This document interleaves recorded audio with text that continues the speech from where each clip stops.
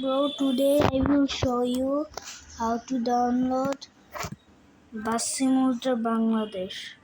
কিন্তু আমার হইলে এটা আগের থেকেই ডাউনলোড করা আছে, এর জন্য আমি ডাউনলোড করতে হয় কিভাবে আমি তা দেখাবো। আমি ডাউনলোড করে দেখাবো। আর আপনার হইলো এখানে আসার পরে একটা গুগলেরই আসবে, গুগলের অ্যাকাউন্টে চাপ দিবেন, তাই ঢুকে যেতে পারবেন।